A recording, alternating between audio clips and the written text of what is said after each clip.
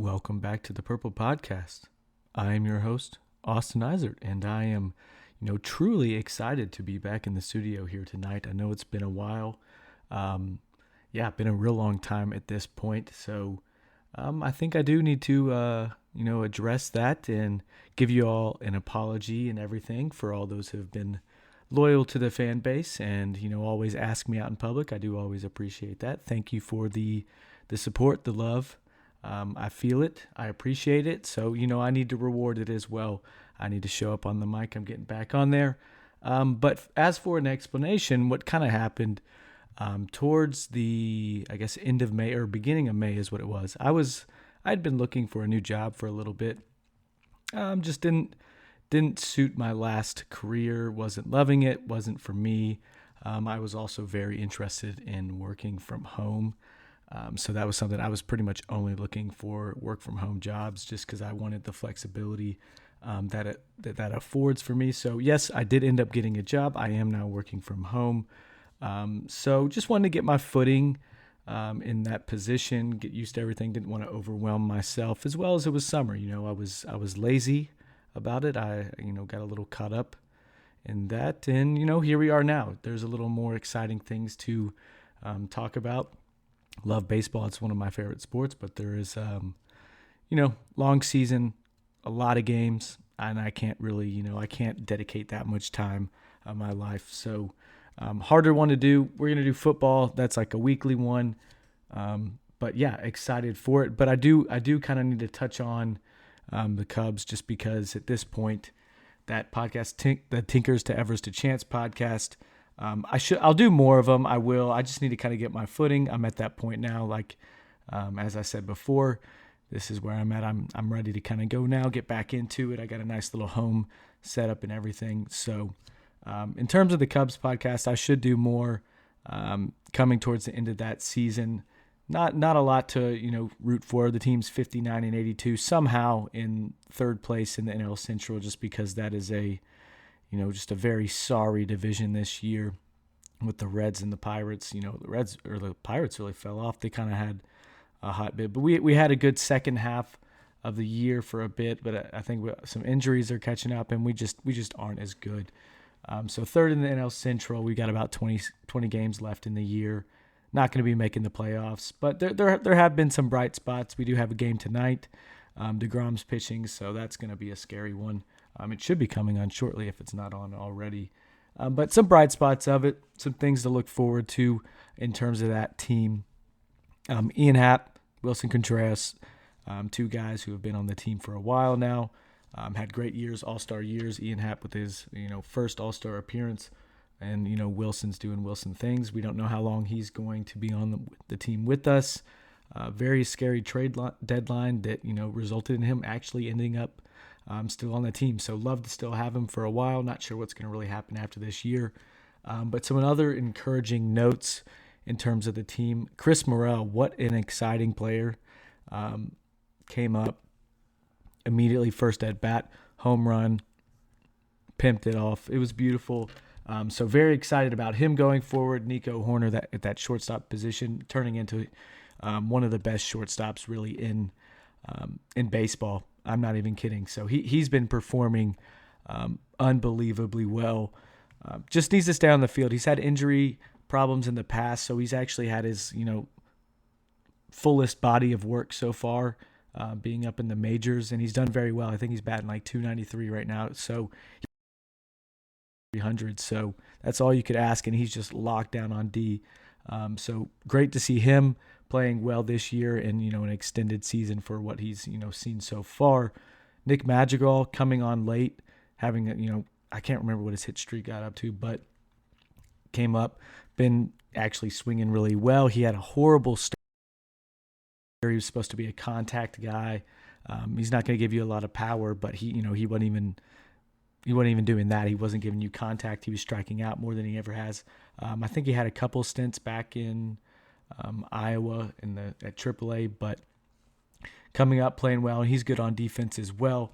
And then Seiya Suzuki, the big offseason signing coming into this year, has played well. He's proved enough for me in terms of what he can be. He's already, decently old, so he's 27. So you don't know how many years there will be there. So I don't know if you want to look at him in the same light as Chris Morrell and Nico Horner and Nick Madrigal. But Say has played well. He's great out on defense, and he's made the adjustments at the plate. So you've seen him be able to kind of, once they get the scouting report on him, know how to pitch to him. He's been able to adjust a bit. I'm not sure what he's batting right now, but he's had a pretty good year in itself there. So he's batting .263 with 13 homers, 45 RBIs, and then he's a plus fielder in the outfield as well. So that's a good look for kind of our up and coming young position players. Justin Still had the best or the second best ERA over the second half or after the All-Star break. He's out right now. He's hurt. So him and Keegan Thompson, who's the other guy I was going to touch on there. But they're both going to they're out on like the 15-day IL list. So how many more, games you see them pitch, I don't know. It may not even be worth it at this point to, waste their arm, get them hurt in any extended way. So don't know if we'll see much from them, but there's been some encouraging things in terms of, the amount of arms we've seen with these injuries. We've had a ton of them this year. We've seen a lot of young guys get to throw, get some experience, and I think there's a lot of possibility with this bullpen, especially with some of the guys that, he haven't even made it up yet. But liking that bullpen. And then also, in general, our farm is ranked the 10th best farm system in the MLB right now. So a lot of good things coming out of Chicago, hopefully the north side, hopefully soon, with some up-and-coming prospects. But it's fucking baseball, so you never know what's going to happen. But the outfield looking real strong. PCA, Pete Crow Armstrong, had a great year. He's never not, just been ripping. Brennan Davis came back from his injury. He started off higher on this list, fell back some spots just because he was injured most of this year. But we'll see with him. It was a back thing, so kind of concerning. We'll see. But he's ranked as the 31st or the 51st best prospect currently. And then Kevin Alcantara, 91st. Pete Crow Armstrong is at 31st. So we have the 10th best farm system currently. So excited for it. And then we also think about the possibility of potentially bringing in Carlos Correa over the offseason. I think he would move to third, and you could give him short, but it's sometimes when Nico need a break or anything like that. So Carlos Correa could be a guy that we look at bringing into the team, because we didn't get the best play out of Patrick's Wisdom this year, excuse me, Patrick Wisdom this year.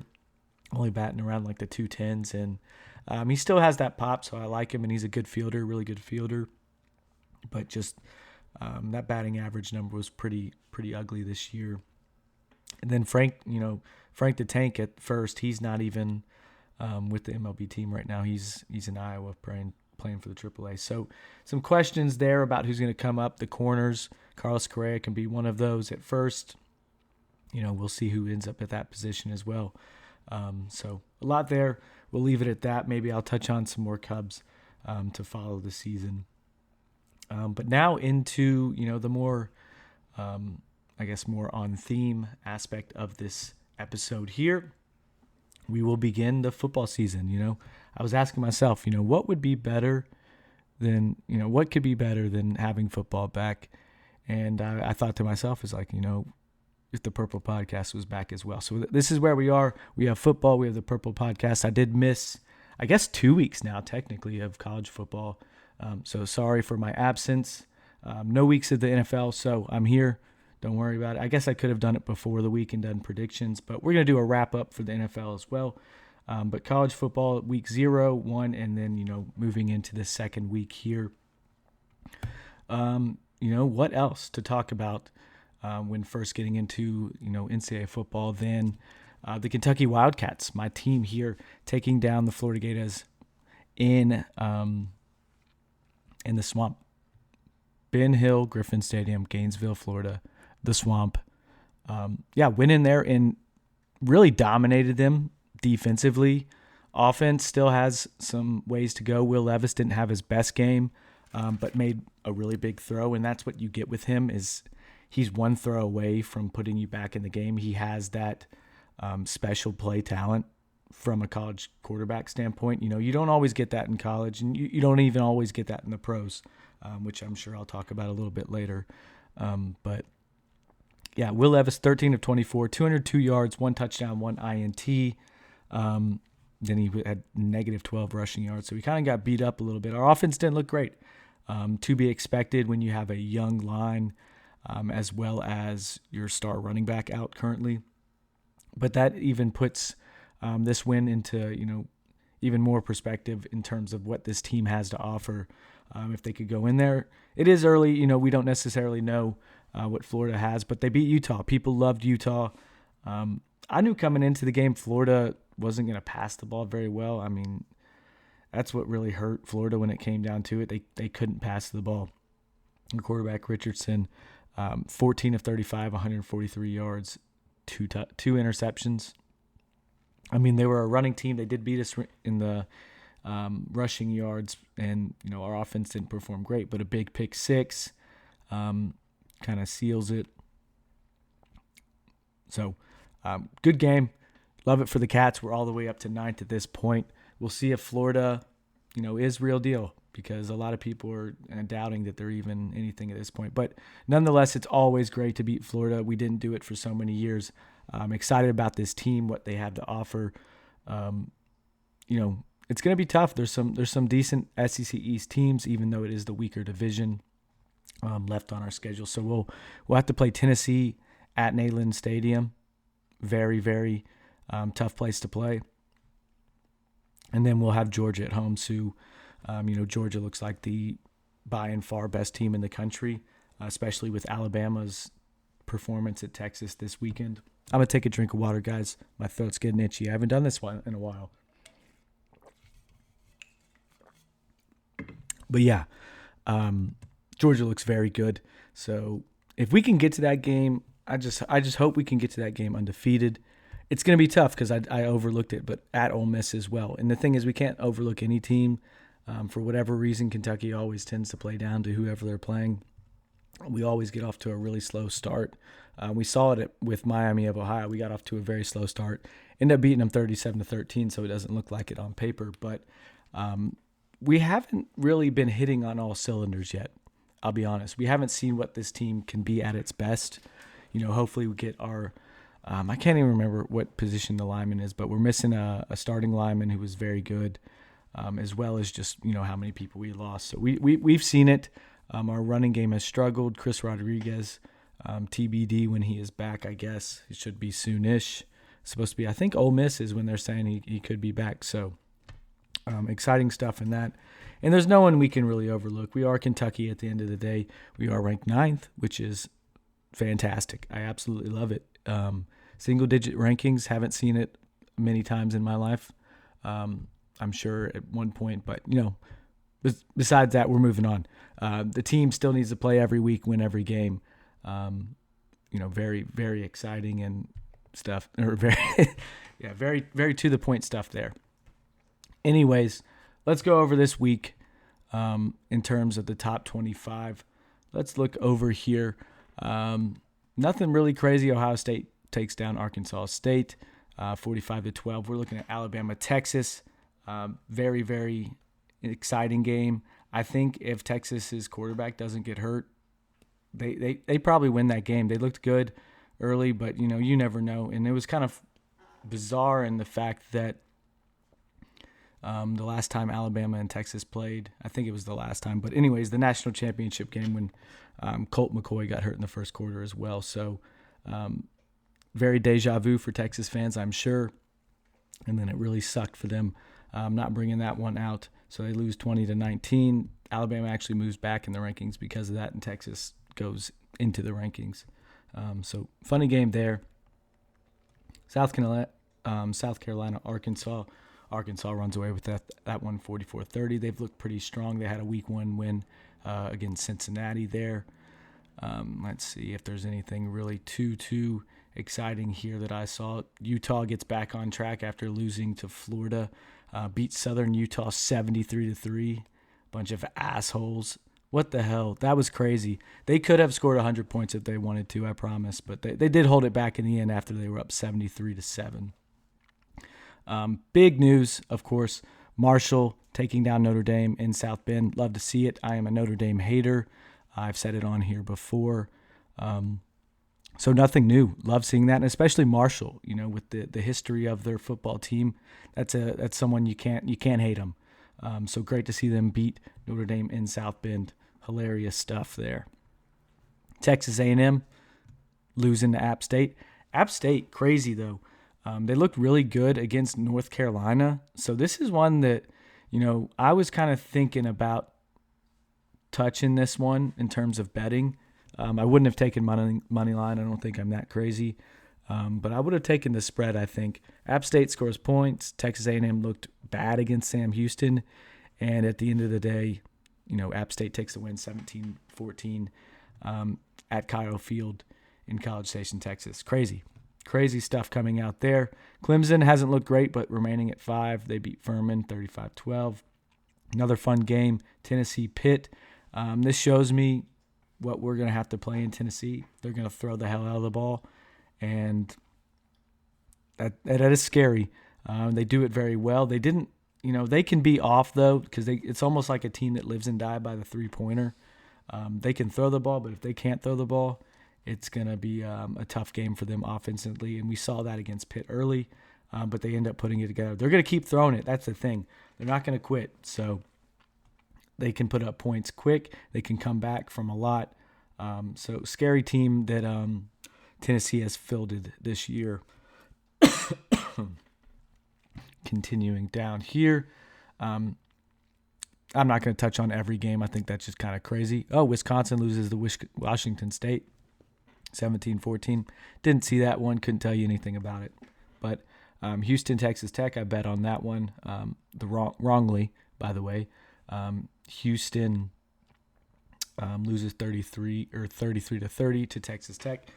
This Texas Tech team, they have a game coming up. I can't remember who they're playing, but it's one that I would touch on for an underdog. I believe that Tech, because I like that Houston team, but Texas Tech beat them, so I have a new affinity for them as well. Georgia destroys Samford 33-0. They really held up off the gas that whole game, though. Ole Miss beats Central Arkansas 59-3. Anything else important? USC looks really good. Stanford, a decent team by Pac-12 standards. USC just looks really, really good. So I think they're the real deal. Their defense probably won't be very good. So it might just literally be Oklahoma in USC uniforms, basically. BYU takes down Baylor. Didn't watch that game either. Sorry, guys. I'm not the best at my job. But first time back. Well, those are the games. Wrap up. Let's look at the rankings at this point now. Let's go Georgia. They are now in first. They jump Alabama due to their performance at Texas. Ohio State remains in third. Michigan stays in fourth. Clemson stays in fifth. Oklahoma moves up to sixth from seventh. South California, so USC, moves to seventh from 10th. OK State moves to eighth from 11th. The Cats, baby, jump from 20th to 9th with that win in Gainesville. So love to see it. Let's go, boys. Keep it riding. Arkansas up at 10. Previously at 16. They just beat South Carolina. Michigan State is at 11 from 14. BYU moves to 12th with that win over Baylor, number 9 Baylor at the time, so 21-12. The U at 13. Utah moves back, actually. That's funny. They win 73-7, and I guess that's what you get for being an asshole. You move from 13 to 14. Tennessee goes from 24 to 15. 18 to 16 goes NC State. Baylor goes from 9 to 17. Florida from 12 to 18. Wake Forest moves from 23 to 19th. Ole Miss up to the 20th position from 22. Texas to 21 from not ranked, even though they lost. Penn State to 22 when they were not ranked. Pitt moves back to 23rd from 17th. A&M all the way back to 24th from 6th. And Oregon moves into the rankings at 25, which they were not ranked last week. So that'll conclude that bit of the rankings. We'll look at the games ahead. Anything that I kind of want to touch on here. Oklahoma, Nebraska sounds like two big names, but Nebraska hasn't been very good for a while. Not an interesting game to me by any means. The Cats will take on Youngstown State. Like I said, got to come out, got to play, got to win that game. Hopefully keep everyone healthy. Don't suffer any injuries in that one. But most of all, win the game, of course. Youngstown State 2-0, so that's a mighty prospect. There's not even a money line bet for that one. Georgia plays South Carolina, should be no problem for them. BYU with another test early. They'll be playing Oregon, who's now ranked 25th. Oregon's actually or BYU's actually dogs in that one, so Oregon is a -3.5 favorite. Interesting one. I might have to touch it. Let's go. Ole Miss, Georgia Tech. Auburn, Penn State. Weird matchup. I don't know who I want to take there. I don't like either of those teams very much. Alabama, UL Monroe. Nothing really there. So kind of overall a pretty boring week in the college football landscape. Other than, I guess, we get Texas A&M and Miami. But how excited are we about A&M anymore? I'm not. I think they're pretty not great. I think we kind of proved that early. But we'll see. Maybe they can get back on track. Fresno State and USC. I like that Fresno State team over of 73.5. Crazy. But I think USC's offense can easily do 12 there. So I'd probably take USC with 12 points against Fresno State. But that's an interesting one. I think that Fresno State team's pretty decent. UTSA in Texas. That's fun. UTSA went toe-to-toe with that Houston team I liked. And then Texas off a heartbreaking loss with a backup quarterback. Can they get back on track, or is their season over? Let's see. Is Texas back? Probably not. If we had to, bet with history. So that would be interesting. Texas is sitting at -11 right now. So maybe you could take the Roadrunners, UTSA Roadrunners. But other than that, nothing really too interesting. We'll see Florida, South Florida. Maybe that proves. It's not going to prove anything. Florida's -24.5. I guess if they lose, we know it's over. Washington's actually favorite against Michigan State as well this week, -3.5 points. So fun landscape. I don't have any really picks yet, I guess. I should have came prepared with that. We'll get better as this goes on week to week. So if this sounds a little cluttered, like I don't know what the fuck I'm doing, it's because I don't know what the fuck I'm doing. But we're moving through it. We'll see some games. Louisville takes on Florida State on Friday. Florida State wins a crazy game against LSU early. I didn't see what they did last week. I think Louisville gets beat in that one, even though they got their first win last week, truthfully. But I think that'll do it for college football. Looking forward to it. Saturday, Friday, coming up quick. It's currently Tuesday. I guess it's not coming that quick, but it's going to be Wednesday tomorrow. Let's go, team. We'll get to it. Let me take another drink of water, please.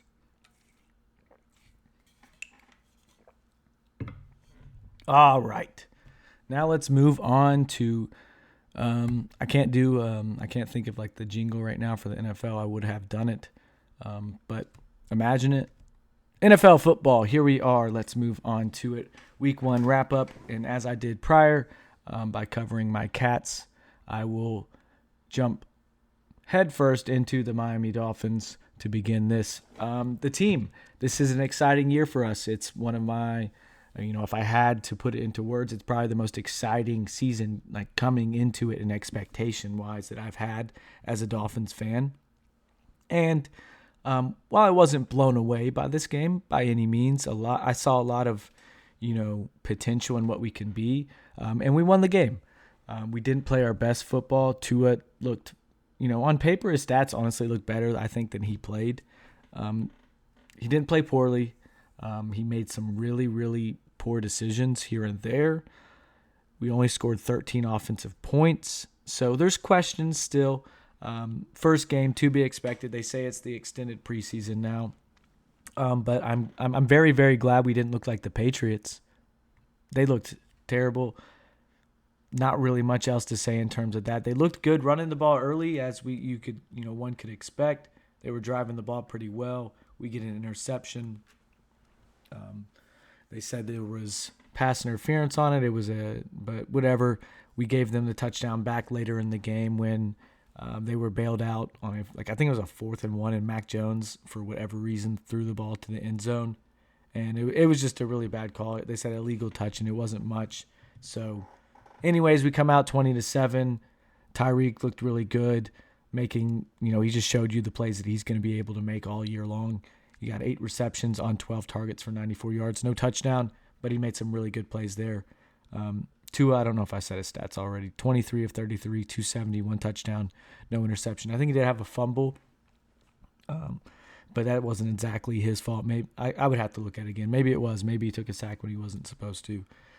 But overall, I think the team did look really good. There were times that we looked really smooth on offense, and I liked the running game. I mean, we had 1, 2, 3, 4, 5, 6 people have a rush in the game. I guess Tua technically had 2, if you want to count that. But that rushing attack is going to be fun. We didn't run the ball very well, so a lot to improve on, no doubt, in the team. But the defense looked great.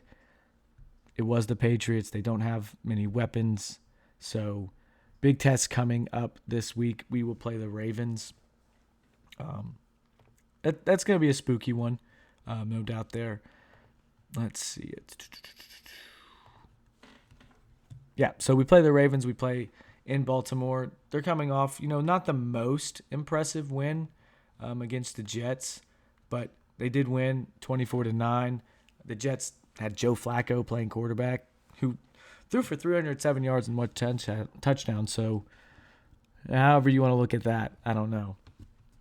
But I don't think that Jets team is very good anyway. So who knows? They did beat them pretty good. And anytime you do that in this league, you can't really complain. So that's what, in terms of the Dolphins game, I feel pretty good about it because we won. It always feels great to beat the Dolphins. Tua is now in company with John Elway, and I think there was some other name for people who began their careers 4-0 against Bill Belichick. So pretty cool stat in itself there. If Tua comes together and becomes the guy, he'll also have that. If he doesn't, he'll still have that. So kind of cool fact.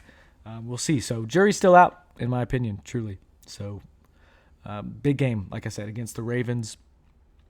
It's going to be tough. They run the ball well, but we stopped the run pretty good. With the Patriots, they've always been a good running team. So held them to, I think, around 73 yards rushing. But this is a different type of attack, much more dynamic. They also have Lamar Jackson. They don't have Mac Jones. So a lot to see there. But we'll touch on this week 1, kind of wrap up here. Like I said, Ravens take down the Jets 24-9. The Browns, very fun game in itself. Browns-Panthers. Baker's facing his former team. Jacoby Brissett, man, rep to the old Dolphin. Not a great game for him, but the Browns end up winning the game 26-24 in the last second field goal. Baker played really well. That Panthers team looks pretty decent, to be honest, but that Browns roster is very good. As you can see, if Jacoby Brissett's throwing for 147 yards and only throwing 1 touchdown, they're doing something well. They're giving the ball to Nick Chubb, who's running the ball for 22 times for 141 yards.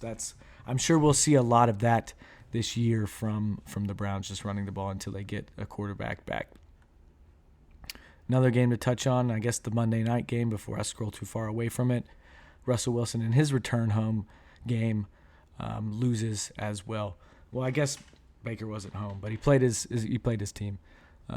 But yeah, Russell Wilson goes down. He makes me lose my Sunday night, Monday night parlay. And he's also on my fantasy team, and he didn't do great either. So I'm watching him with a very keen eye, and I'm ready to be a hater whenever if it comes to it. But Seahawks, pull it out. Way to go. Geno Smith looked really, really good for what he did. Not a great second half, but looked on fire out the gate. Colts, Texans, hilarious stuff out of that game. Colts go down to the Texans pretty early. They have a great comeback, and then Texans, I guess in overtime, end up just playing for the tie. So 2020, the AFC South is now no one in that division has won a game. So yeah, tough. Jaguars lose. There's an AFC South team. They lose to the Commanders 28-22. revival of Carson Wentz. Who knows? Jury's still out on – no, it's not. I'm just kidding. But Trevor Lawrence, 275, 1 touchdown. But I don't know. We'll see from that Jaguars team. They're competitive, but who knows? It's very early. I'm going to say that a lot. Sorry. Saints take down the Falcons. That's what you get for not playing Desmond. And, when you're putting in Marcus Mariota, you're not going to win as many games. I'm sorry, Falcons. Let's get Desmond in there. See him early. That would have been a great matchup, week 1, Desmond and Jameis Winston. So Jameis played well. I'm actually attempting to pick him up on multiples, actually on one of my fantasy team because, Dak Prescott, bad pick, and I reached for Trey Lance as well. We'll see on him as well. Jarvis Landry, revival as well. I would like you back in Miami, buddy. Eagles get the win against the Lions, and for whatever reason, everyone loves the Eagles now. I guess they loved them prior to the year, but you played in a 38-35 game against the Lions, and Jared Goofball is the running back of the line or the quarterback for the Lions. It makes me question what they can do defensively. And at the end of the day, you do need to play some kind of defense, and I don't think Jalen Hurts is necessarily going to be that offensive guy in those high-scoring games going toe-to-toe. I don't really trust Jalen Hurts to do that for that team yet. But A.J. Brown is a beast. Miles Sanders, revival round as well. DeAndre Swift doing what people thought he would do. Moving forward, Steelers, Bengals. Back and forth. What a hell of a game. Don't really care for either of those teams. I know a lot of people from this area probably do. But wow, a lot of missed field goals. That was a theme on this Sunday, opening Sunday. Exciting though. Football is back. I haven't said that yet enough. Maybe I have already said it, but football is back, people. Let's get excited about that. 49ers Bears, 10-19. What a shit show of a game that was. Raining like hell. Packers, Vikings, an upset, crying-faced Aaron Rodgers. Vikings look really good, though, so that's an exciting offense. Justin Jefferson is all he's cracked up to be, no doubt. Giants take home the win against the Titans. That's pretty funny in itself. Saquon Barkley's back. Dude, all these people are back now. This is crazy. This is what always happens because you draft on fantasy and you're like, oh, these people are dead. Everyone says, no, stay away from that, stay away from that. And then they turn out to just be revived players. So it is what it is, man, because they're not, you take Austin Eckler, who has 14 attempts and 36 yards rushing. I know he's a receiving back, but he didn't do much of that either. And the Chargers' 24-19 win against the Raiders. Chiefs look really damn good. Cardinals look really damn bad. 44-21. The Chiefs go into Glendale and win that one. Buccaneers, Cowboys, 19-3. Dak Prescott gets hurt. It's all over the news. If you haven't seen it now, you don't pay attention at all. The Buccaneers looked really good defensively. Question marks on offense, just couldn't put it in. Kicked a lot of field goals. Cowboys suck dick. Sorry. We see it. They're pretty bad. And, if you don't even have your start. Because the thing is, it wasn't even Dak Prescott being hurt. Dak Prescott was in there, and they still didn't do shit. So, sorry, Cowboys. Sorry, that was a little rude, but and foul mouth, but you know what to expect here.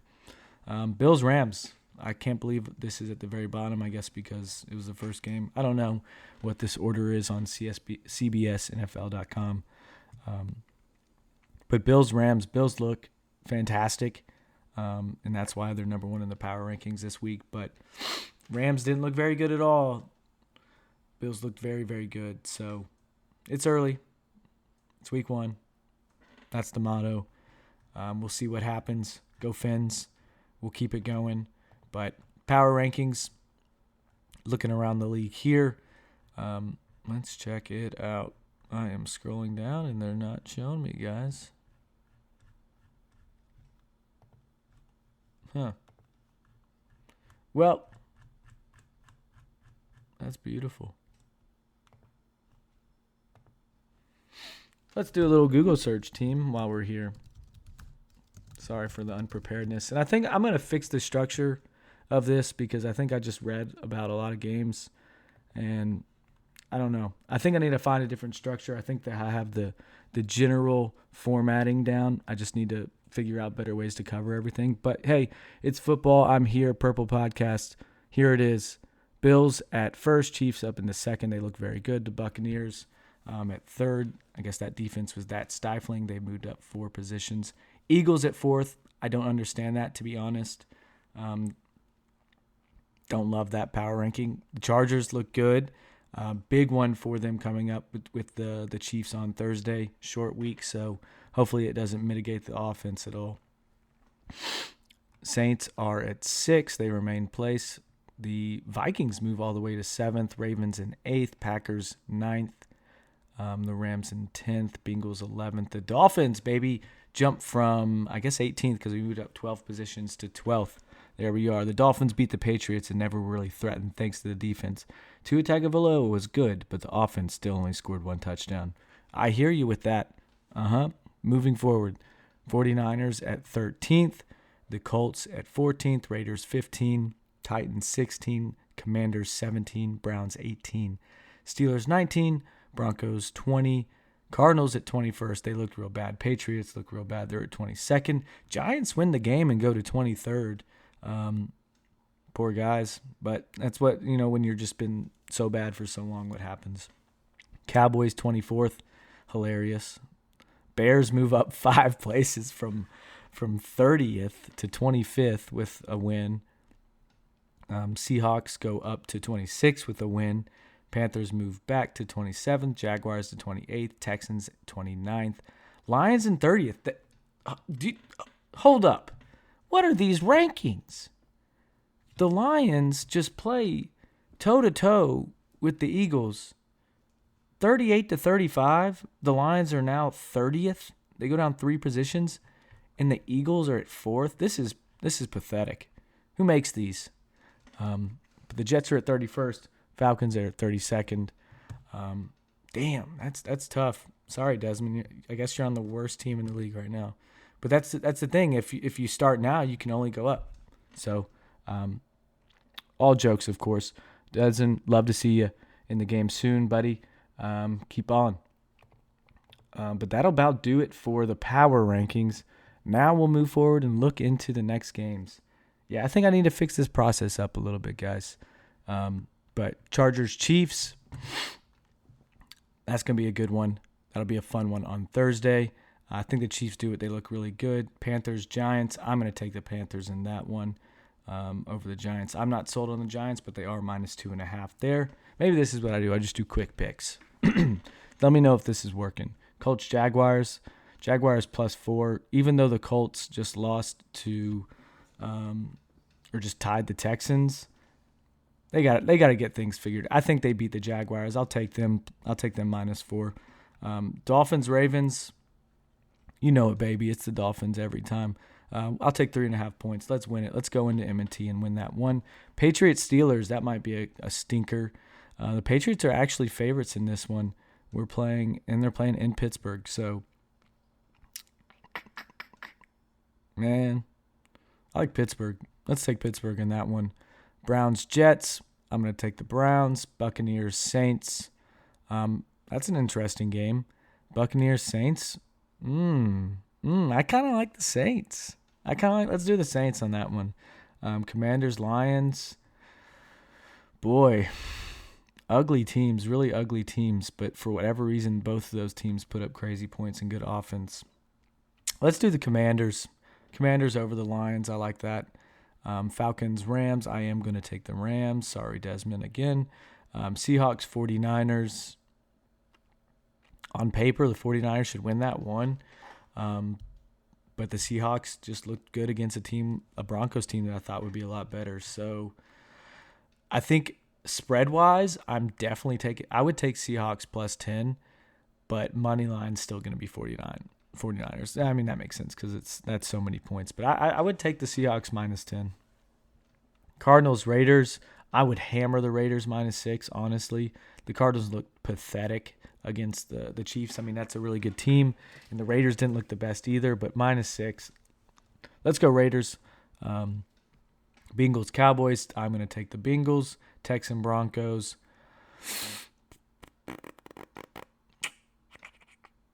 I like the Texans +10, but I'm going to take the Broncos money line. Bears, Packers. Man, the Packers are -10, even though the Bears just won and the Packers lost, looking bad. That's crazy.